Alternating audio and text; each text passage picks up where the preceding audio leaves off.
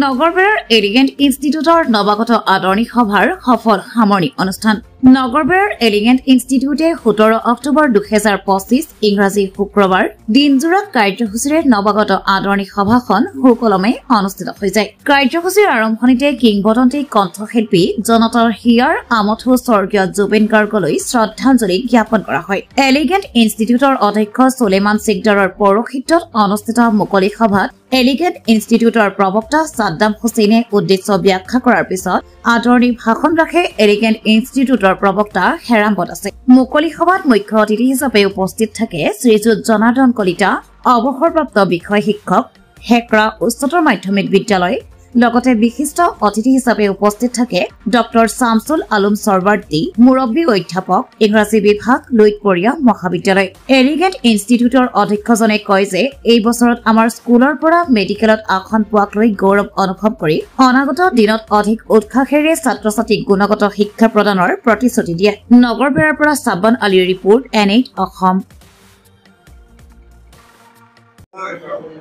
Elegant ইনষ্টিটিউটৰ এইবাৰ আমি 8ম সংখ্যক নৱাগত আদৰণি সভা উদযাপন কৰি আছোঁ।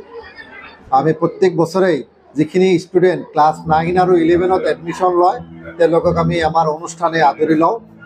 আৰু এইটো প্ৰগ্ৰামটো একচুৱেলি অৰ্গেনাইজ কৰে আমাৰ শিক্ষকসকলৰ লগতে ক্লাছ 10 আৰু 12ৰ ষ্টুডেণ্টখিনি। আমি নৱাগত অনুষ্ঠানত আমি যিখিনি অতিথি ইনভাইট কৰিছিলোঁ তেওঁলোকে আহিছে, তেওঁলোকে ষ্টুডেণ্টক উদ্দেশ্যি ভাল মটিভেশ্যনেল স্পীচ দিছে। মই ভাবোঁ ষ্টুডেণ্টখিনি যথেষ্ট উপকৃত হ'ব। লগতে ষ্টুডেণ্টখিনি আমাৰ কালচাৰেল প্ৰগ্ৰামৰ কাৰণে ছিংগাৰ মাতিছে অদূৰ গুৱাহাটীৰ পৰা, ছিংগাৰখিনিও আহি পাইছে। এতিয়া কালচাৰেল প্ৰগ্ৰাম চলি আছে।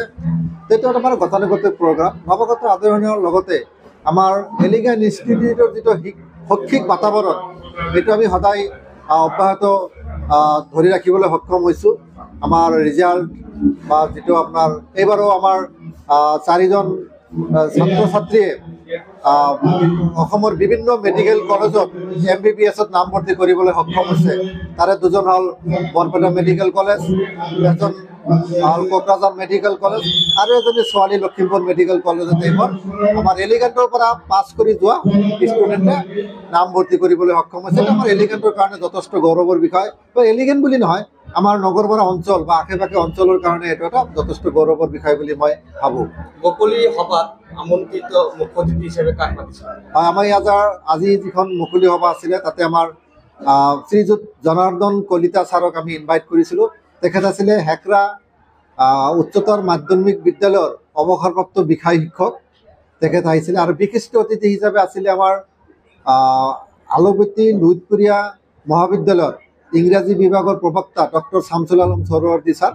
তেওঁলোক আমাৰ আজিৰ সভাত উপস্থিত আছিলে। লগতে আৰু আছিলে আমাৰ মৌজা কমিটিৰ প্ৰাক্তন সভাপতি শ্ৰীযুত উদয় শংকৰ মেধি ডাঙৰীয়া, তেখেতো আজিৰ সভাত উপস্থিত আছে। বৰ্তমান ছাত্ৰ ছাত্ৰীৰ অভিভাৱকক উদ্দেশ্য কৰি কি ক'ব?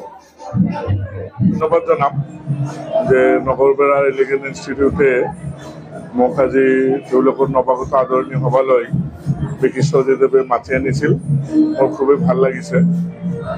ল'ৰা ছোৱালীক মই 2 এষাৰ কথা ক'লোঁ, তেওঁলোকক ভৱিষ্যত তেওঁলোকৰ যাতে ভাল হয়, তেওঁলোকে যে ভৱিষ্যতে এজন ডাঙৰ মানুহ হ'ব পাৰে সেই বিষয়ে মই ল'ৰা ছোৱালীক অলপ সুযোগ পাইছিলোঁ। ল'ৰা ছোৱালীক দুটিমান উপদেশমূলক কথা কোৱাত মোৰ ভালেই লাগিছে।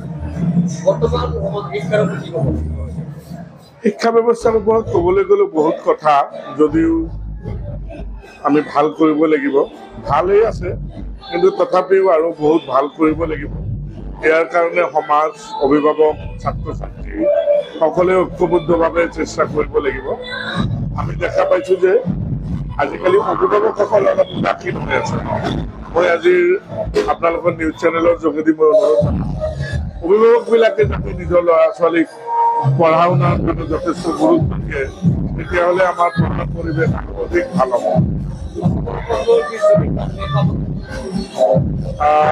এইটো এটা বহুত প্ৰতিটকীয়া প্ৰশ্ন। তথাপি আমি বিচাৰিছোঁ আমাৰ